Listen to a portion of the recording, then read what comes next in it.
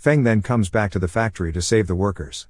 After he takes off, the rebels inside the factory, Pasha and Rachel, come in with guns, which Feng to Yifan and his head of security.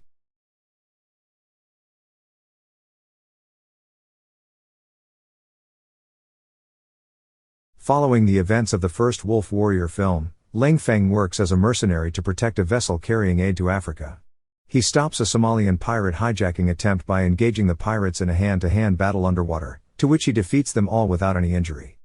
Later, he returns his killed comrade, Xiao Fei, to his hometown with the help of other members of his special operations team. Feng reminisces his memories with Fei during the burial and how much he loved his family. Meanwhile, a real estate corporation is about to demolish their home as the family grieves and prepares for the burial.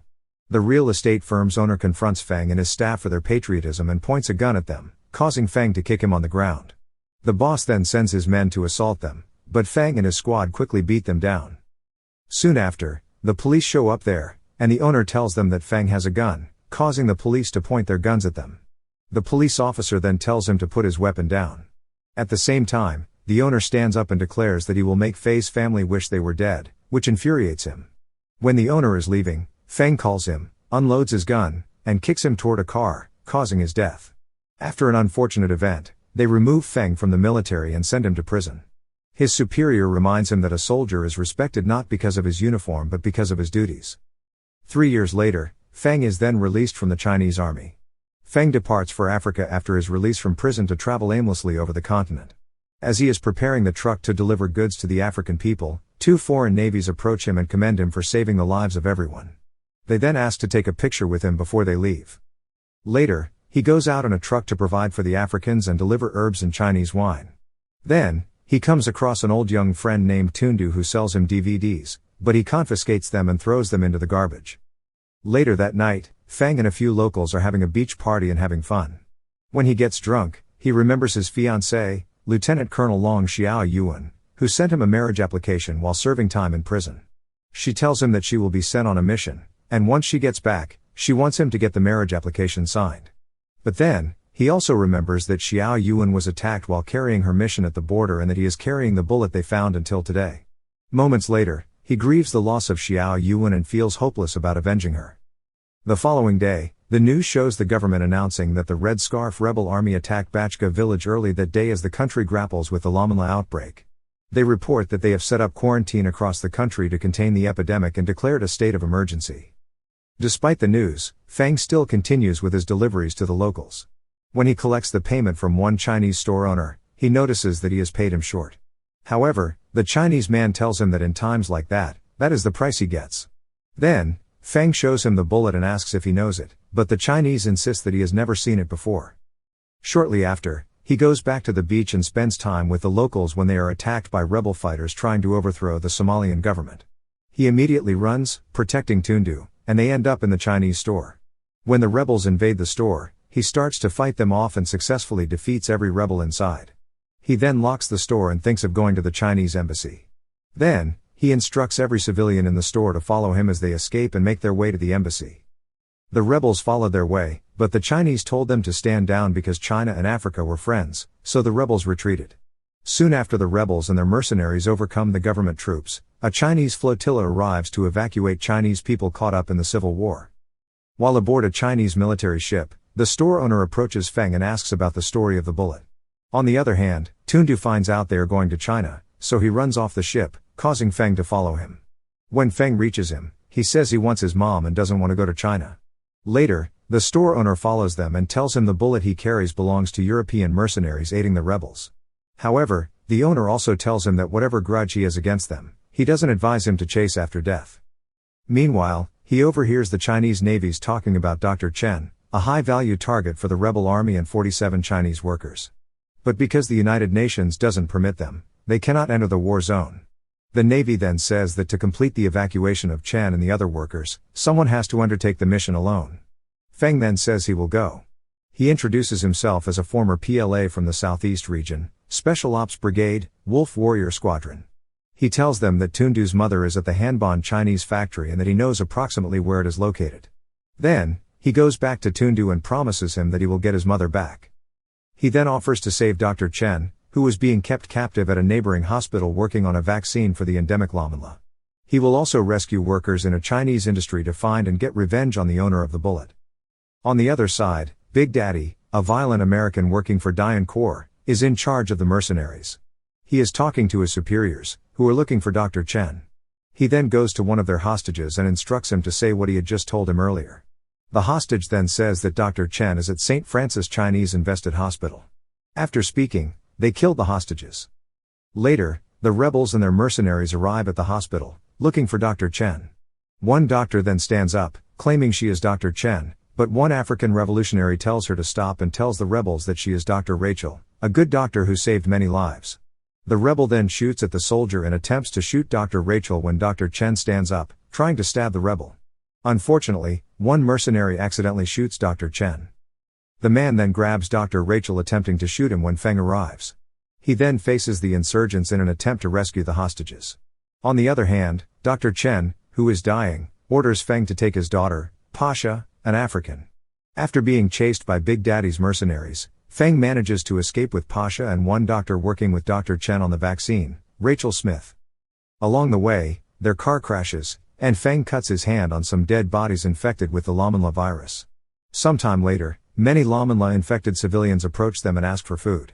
After that, he ignores all warnings from Rachel that he is likely to be infected with the virus. They then travel to the Chinese-owned handbound factory to save the workers and his godson's mother, who also works there. Meanwhile, Big Daddy meets with his superior, the rebels' leader. The rebel leader then tells him that killing the Chinese will cause him big trouble. Then, Big Daddy shows him Dr. Chen, who is dead, which causes the leader to get mad because he wants him alive. Later, Big Daddy's mercenaries report that their facial recognition crew uploaded a video of Leng fighting off the pirates. Then, they bombed the hospital. On the other hand, while Feng is on his way to the factory, he reports to the military that doctors were killed by armed mercenaries, causing the life of Dr. Chang and other Chinese medical staff to be sacrificed. After confirming what Feng reported, the military immediately said it to Ambassador Fan. Then, he requests to talk to Tundu and tells him he is on his way to the factory as he speaks. However, the commander tells him that the rebel army sabotages all major roads, railways, and bridges.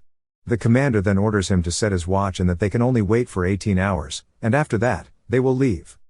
When Feng arrives at the factory, the suspicious factory security team, led by Zhou Yifan, an arrogant youngster and ardent supporter of the Chinese army, confronts him. Nessa, Tundu's mother, then interrupts them to ask if he is Feng and asks about Tundu. Yifan allows Feng inside the factory. Feng tells him that Ambassador Fan called to say that tomorrow at 7 a.m., a United Nations helicopter will be landing at the factory to evacuate them. Later, Lin, one of the factory managers, calls the attention of all the employees. He separates the Chinese from the Africans and claims they will only take Chinese people, with the management going first. Because of that, a commotion starts, causing Feng to speak up. He says that he brought the helicopter, so he will be the one to call the shots. He then says that everyone will leave tomorrow, that children and women will go with the chopper, and the men will follow him on foot. Yifan is delighted with his news as he doesn't want any of his employees to be left behind. While jubilating about the news of their incoming rescue, the factory is attacked by mercenaries from Big Daddy to take Pasha prisoner, because they think she is Nameless cure. Feng mobilizes the workers to stand up for their fellow manufacturing workers and their families against Big Daddy's mercenaries. As Feng continues to fight Big Daddy's mercenaries, he is weakened by the Nameless illness as it turns out he got infected through the cut, as Rachel foresaw. Despite that, Feng manages to hold his ground against Big Daddy and his soldiers but is nearly overpowered and killed when the rebel commander and his soldiers are surprisingly told to retreat. The rebel commander warns Big Daddy not to injure any Chinese people because, as a permanent member of the United Nations Security Council, he needs them on his side if he takes political power. Enraged, Big Daddy kills the rebel commander and commands everyone to return to the factory to catch Pasha and murder Feng. Meanwhile, Lin questions who Feng is because he says they were safe there before he showed up. Nessa then says he is her son's friend and came there for her. Later, Dr. Rachel also says that she trusts him because he rescued her and Pasha earlier at the hospital. Since that, he's been protecting them. However, Lin still tries to convince them that everyone around him is killed. Feng falls to the ground, and Rachel immediately goes to his aid. The factory workers learn that Feng has the lethal Nameless virus, but Yifan tells Lin he is his friend because he just saved his life. Still, Lin says that because he has the virus, he is putting everyone's lives at stake, causing Feng to decide to leave. Rachel then says they all know what will happen to someone infected with Lamanla and that she hopes they will remember this dying man who tried to save all of them. Later that night, it is raining when they drive off and decides to spend the night in a cave. When Rachel administers a serum injection to Feng, he discovers that Dr. Chen discovered the presence of self-healing properties in humans. That is rare cases. Lamanla antibodies can be found in patients. Among the thousands of Lamanla patients he treated, he chanced upon one person, Pasha. Feng then learns that Pasha is not his daughter but his patient. Rachel tells him Dr. Chen created an experimental vaccine by analyzing Pasha's blood. Rachel continues to explain that the population has lost faith in the government to contain the outbreak. Then, he realizes that the rebels are after them because whoever takes Pasha will take the country quickly. Later, Rachel talks about Xiao Yun and tells him she is lucky to have a man who loves her so much. She then inquires why Xiao Yun didn't return, and he only shows her the bullet. Then, Big Daddy and his men return and gather the industrial workers waiting for the Chinese helicopter to arrive, with Feng watching from afar. Feng then comes back to the factory to save the workers. After he takes off, the rebels inside the factory, Pasha, and Rachel, come in with guns, which Feng to Yifan and his head of security. Rachel then prepares to fight when he tells her that her hands are for saving lives, not taking lives. Then, the three go out to kill the remaining rebels and mercenaries. After that, Feng sends a video of a rebel lowering the Chinese flag as evidence that they are killing their citizens.